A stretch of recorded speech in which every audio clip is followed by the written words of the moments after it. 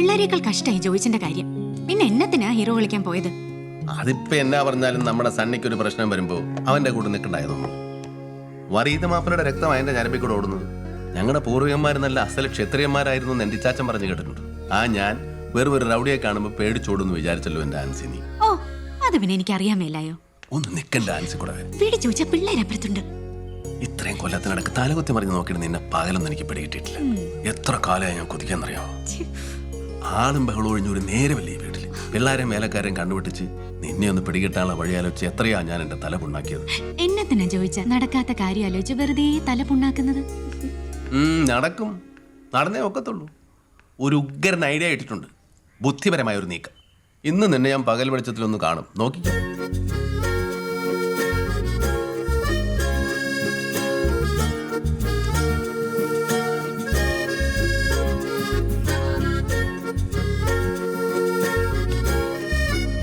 ഇതിപ്പം കാണേണ്ട സിനിമയാന്നാ പൊതുവെയുള്ള അഭിപ്രായം, പ്രത്യേകിച്ച് കുട്ടികൾ.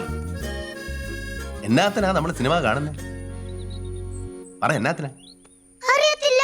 അറിയത്തില്ല, അതാ കുഴപ്പം. വാ, ഓരോ സിനിമയിൽ നിന്ന് നമുക്ക് ഓരോ ഗുണപാഠങ്ങൾ പഠിക്കാനുണ്ട്. അധ്വാനത്തിന്റെ മഹത്വത്തെക്കുറിച്ചാണ് ഇപ്പൊ കാണാൻ പോകുന്ന സിനിമ. സമയമായല്ലോ. മറ്റുള്ളവരെ സ്നേഹിക്കണമെന്ന ഈ സിനിമയുടെ ഗുണപാഠം. ഈ ഗുണപാഠങ്ങളൊക്കെ മക്കൾ കണ്ടു തന്നെ പഠിക്കണം. അതുകൊണ്ടാ പപ്പ നിർബന്ധിച്ച് സിനിമയ്ക്ക് വിടുന്നത്. എന്നിട്ട് പപ്പയും മമ്മിയും വരാത്തെന്താ? അയ്യേ, പപ്പ സിനിമയ്ക്കൊന്നും പോകത്തില്ലെന്ന് എന്നെ കുട്ടിക്ക് അറിയത്തില്ലയോ? പിന്നെ ഈ ഗുണപാഠങ്ങളൊക്കെ പപ്പ പണ്ടേ പഠിച്ചിട്ടുള്ളതാ. പപ്പ പഠിച്ച് ഫസ്റ്റ് ക്ലാസ്സിലാ പാസ്സായത്. അതിപ്പോ ആർക്കും അറിയാൻ മേലാത്തത്. ഓടാ. ഓ, മമ്മിയോ? മക്കള് പോയച്ചും വരുമ്പോഴത്തേനും പപ്പ മമ്മിയെ പഠിപ്പിച്ചോളാം.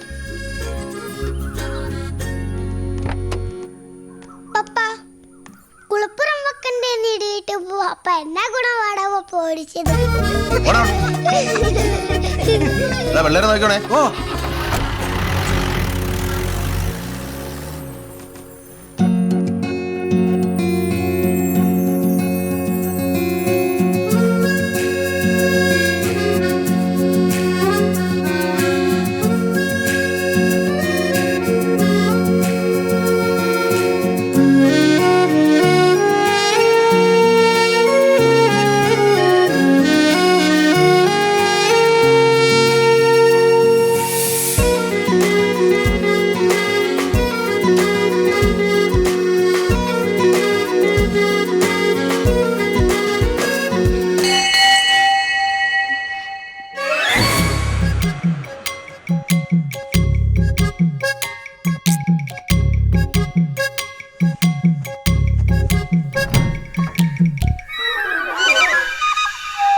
എന്നതാ കാർത്തിയാനി എല്ലാരും കൂടെ ഈ നേരത്ത്? എല്ലാ പറയാനാ, 2 മണിക്കൂറായി വീട്ടിൽ കറണ്ട് പോയിട്ട്. ഉടനെയെങ്കിലും വരുന്ന ലക്ഷണം കാണുന്നുമില്ല. ലൈനയിൽ ഏതാണ്ട് പണിയാ. പിള്ളേർക്കാണെങ്കിൽ ടിവിയിൽ 2:30 സിനിമ കാണണമെന്ന് നിർബന്ധം. നോക്കിയിരിക്കാതെ കയറി വരണടി പിള്ളേരെ. ഇത് നമ്മുടെ വീടല്ലയോ? എല്ലാത്തിനാ നാണിച്ചിരിക്കുന്നേ. കുഞ്ഞിരാമൻ വന്നില്ലയോ കാർത്തിയാനി? ഓ, അങ്ങേരെ എവിടെ പോയി കിടക്കൊന്നും ആർക്കറിയാം. വൈകുന്നേരം ആകുമ്പോ വന്ന് കയറും 4 കാലയിൽ. പിന്നെ നമുക്ക് എന്നതേലും മിണ്ടാൻ പറ്റുമോ? മൂക്കിന്റെ തമ്മിൽ തല്ലിയോ ദേഷ്യം? നാക്കൊന്ന് പിഴച്ചു പോയാ പിന്നെ തല്ലി തന്നെ. വാടി പിള്ളേരെ. അല്ല, കുഞ്ഞിരാമനും കൂടെ ഉണ്ടായിരുന്നെങ്കിൽ എല്ലാരും കൂടെ ഒരുമിച്ചിരുന്ന് കുടുംബസമേതം ഒരു സിനിമ കാണായിരുന്നു. ഒരു കുടുംബചിത്രമായിരുന്നു. ഓ, എന്നാത്തിനാ? അങ്ങേരില്ലാത്ത തന്നെ ഞങ്ങൾക്ക് നല്ലത്. എന്നാ നിങ്ങൾ ചെന്ന് സിനിമ കണ്ടാട്ടെ. ഓ, ആ TV ഒന്ന് ഓൺ ചെയ്ത് കൊടുക്കാൻ, അവർ സിനിമ കാണട്ടെ. ഇക്കാലത്ത് വിളിച്ചാ വരുന്ന ഒരാശാരിയെ കിട്ടുന്നത് മഹാഭാഗ്യം. ഉള്ളതാ. ഭയങ്കര അണ്ണാശല്യോ അല്ലയോ? ആ ആണെന്നേ. നമസ്കാരം. അല്ല, ഇതാരും കുട്ടപ്പനാ? ഇതെന്നാ പതിവില്ലാതെ ഈ വഴിക്കൊക്കെ? ചില പുതിയ പതിവുകളൊക്കെ തുടങ്ങി വെക്കാൻ വേണ്ടി വന്നാണെന്ന് കരുതിക്കോ. ഞാനെന്ന് പറഞ്ഞ സംഭാവനയുടെ കാര്യം എന്തായി? സോമാലിയയിലെ പട്ടിണി പാവങ്ങളെ സഹായിക്കാനുള്ളത് അത്. അതൊക്കെ നല്ല കാര്യങ്ങൾ തന്നെയാ. പക്ഷേ കുട്ടപ്പൻ ചോദിച്ചത്രയും തരാനുള്ള പണമൊന്നും എൻ്റെ കയ്യിലില്ല. വല്ല 100-500 ഒക്കെ ആണെങ്കിൽ നോക്കാം. ആർക്ക് വേണം തന്റെ 500 തൂമ്പ? ബൂർഷാസിയുടെ സ്ഥിരം നമ്പർ ആയത്. എപ്പോൾ ചോദിച്ചാലും ഇതേ പല്ലവി തന്നെ. വല്ല കോൺഗ്രസ്സുകാരോ കേരള കോൺഗ്രസ്സുകാരോ ചോദിച്ചിരുന്നെങ്കിൽ വാരിക്കോരി കൊടുത്തേനെ. അത് മാത്രം പറയും. മാണി സാറോ ഉമ്മൻചാണ്ടി സാറോ നേരിട്ട് വന്ന് ചോദിച്ചാൽ പോലും കാശിന്റെ കാര്യമില്ലയോ, ഞാൻ കൊടുക്കത്തില്ല. നിങ്ങൾ ഇനി ഒരു അക്ഷരം മിണ്ടരുത്. ഈ പറഞ്ഞ മൂരാജികൾ ചോദിക്കുമ്പോഴാണ് മിസ്റ്റർ പാർട്ടി സംഭാവന ചോദിക്കുന്നത്. നിങ്ങൾ ചരിത്രം പഠിക്കണം മിസ്റ്റർ ജോയ്. പാരീസ് കമ്മ്യൂണിനെ കുറിച്ച് കേട്ടിട്ടുണ്ടോ നിങ്ങൾ? ചിക്കാഗോ തെരുവിധികൾ ഇളക്കിമറിച്ച തൊഴിലാളി മുന്നേറ്റത്തെ കുറിച്ച്, ബൊളീവിയൻ കാടുകളിലെ ഗറില്ല യുദ്ധത്തെ കുറിച്ച്, അൽബേനിയയെ കുറിച്ച്, ആഗോളവൽക്കരണത്തെ കുറിച്ച്, കാറൽ മാർക്സിനെയും ഏംഗൽസിനെയും മഹാനായ ലെനിനെയും സഖാവ് സ്റ്റാലിനെയും കുറിച്ച് കേട്ടിട്ടുണ്ടോ നിങ്ങൾ? ഇല്ല. പിന്നെ എന്ത് കേട്ടിരിക്കുന്നു? എനിക്ക് അത്രയ്ക്ക് അറിവൊന്നുമില്ല എന്ന് കുട്ടപ്പൻ അറിയാൻ മേലായോ? പിന്നെ EMSനെയും AKGയെയും അച്യുതമേനോനും ഒക്കെ കുറിച്ച് കേട്ടിട്ടുണ്ട്. കാര്യൻ ടീച്ചാച്ചൻ മൂരാച്ചി കോൺഗ്രസ്സുകാരനായിരുന്നേലും പിശുക്കനായിരുന്നേലും അന്നത്തെ കമ്മ്യൂണിസ്റ്റ് നേതാക്കന്മാരോടൊക്കെ വലിയ ബഹുമാനമായിരുന്നു. ഒരിക്കൽ പാലായി AKG പ്രസംഗിക്കാൻ വന്നപ്പോൾ കുഞ്ഞായിരുന്നേലും ഇച്ചാച്ചൻ എന്നെയും കൂടെ കൊണ്ടുപോയായിരുന്നു. എന്നതാ ഒരു പ്രസംഗം! മനുഷ്യന്റെ മനസ്സെടുത്തിട്ട് അങ്ങ് അമ്മാനമാടുമല്ലയോ. പറയുന്നതൊക്കെ നമ്മുടെ നെഞ്ചത്തോട്ട് ഇങ്ങനെ ഇടിക്കുക. കുഞ്ഞായിരുന്നേലും എനിക്ക് നല്ല ഓർമ്മയുണ്ട്. അല്ല, ഇവരെ കുറിച്ചൊക്കെ എന്നതാ കുട്ടപ്പന്റെ അഭിപ്രായം? എന്നെ കളിയാക്കണോ താൻ? ഇതുപോലെ പല തവണ താൻ അവഹേളിച്ചിട്ടുണ്ട്. ഒന്നും മറന്നിട്ടില്ല ഞാൻ.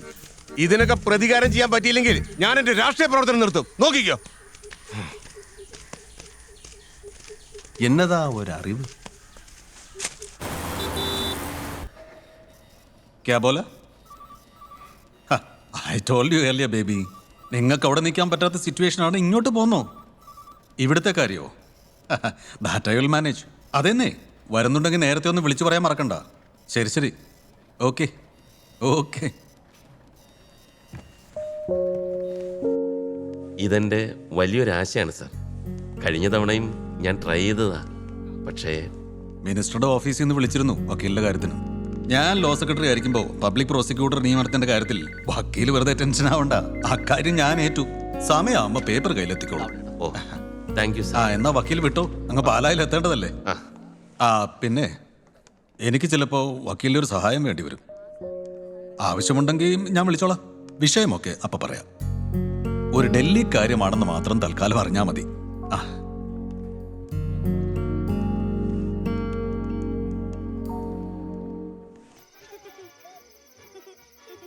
എനിക്ക് ഈ ഡൽഹി എന്ന് പറഞ്ഞാൽ പത്രത്തിൽ വായിച്ചുള്ള അറിവേ ഉള്ളൂ. പിന്നെ റിപ്പബ്ലിക് ദിനത്തിന് അന്നത്തെ കവാത്തും കൊടി പറപ്പിക്കലും ഒക്കെ TV കണ്ടിട്ടുണ്ട്. അതൊക്കെ കണ്ട് മടുത്തു. ഈ കവാത്തെല്ലാം നടത്തിയിട്ടും നമ്മുടെ വീട്ടിൽ വരുന്ന ധർമ്മക്കാർ കൂടിയിട്ടുള്ളതല്ലാതെ കുറഞ്ഞിട്ടുണ്ടോ? അവർ ഈ മറുഭാഷ വിളിച്ചു കൂവിയതുകൊണ്ട് ഇവിടുത്തെ പാവങ്ങൾക്ക് കഞ്ഞി കിട്ടുമോ? ജോയിച്ചൻ എന്നാ ഇന്നൊരു പ്രത്യേക ഡൽഹി വിരോധം? അല്ലടി ആൻസേ, കുറച്ചു മുമ്പ് സണ്ണി വിളിച്ചായിരുന്നു. അവനെന്തോ ഡൽഹി പ്രശ്നമുണ്ടെന്നും പറഞ്ഞു. എനിക്കൊന്നും മനസ്സിലായില്ല. നമ്മൾ കണ്ടിട്ട് പോലും ഇല്ലാത്ത ഡൽഹിയിൽ നിന്ന് ഇവിടെ ഇങ്ങനെ അറ്റത്ത് കിടക്കുന്ന പാവം സണ്ണിയുടെ ജീവിതത്തിലൂടെ ഒരു പ്രശ്നം എത്തിപ്പിടിച്ച് വരുന്നത് എങ്ങനെയാണെന്ന് ആലോചിച്ചിട്ട് എനിക്കൊരു പിടുത്തവും കിട്ടുന്നില്ല.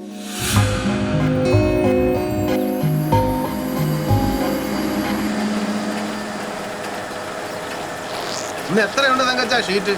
45 ഉള്ളൂ. ആ, 2-3 ദിവസമായിട്ട് മൂടിക്കെട്ട് കിടക്കുമായിരുന്നല്ലോ. ഇന്നൊരു തെളിച്ചമുണ്ട്. വരണം വക്കീലേ. എന്നതാടാ വക്കീലേ നിനക്ക് രാവിലെ ഇത്ര ഗൗരവം? നിന്റെ കേരള പിന്നെയും പിളർന്നു? അതോ നിന്റെ ഏതെങ്കിലും കള്ളസാക്ഷി മറുകോടടിച്ചോ? അതോ നിനക്ക് എയ്ഡ്സ് പിടിച്ചു? എന്നതാടാ സംഗതി കുറച്ച് സീരിയസാ. നീ വന്നേ. എടാ ജോയി, എനിക്ക് നിന്റെ വീട്ടിൽ ഒരാളെ, ചിലപ്പോൾ 2 പേരെ ഒളിപ്പിക്കണം. എന്റെ കർത്താവ്, എന്റെ വീട്ടിൽ ആളെ ഒളിപ്പിക്കാൻ നീ എന്നതാ നീ പറയുന്നത്? ഞാൻ പറയുന്നത് വേണ്ട. വല്ല കൊലപാതകളോ തീവ്രവാദികളോ മറ്റോ വന്നോടാ? ജോയി, നിനക്കെന്നെ കീന ഇളകിയോ? ഞാനും ആൻസിയും പിള്ളേരും ഇവിടെ സന്തോഷമായിട്ട് ജീവിക്കുമ്പോഴാണ് നടക്കുന്ന കാര്യം വന്നു. നീ ഒന്ന് അടങ്ങ് ജോയി. ഇത് തീവ്രവാദിയും കൊലപാതകവും ഒന്നുമല്ല, ഒരു പെണ്ണും ചെറുക്കനുമാ. പെണ്ണും ചെറുക്കനും? അതേടാ, കാമുകന്മാർ.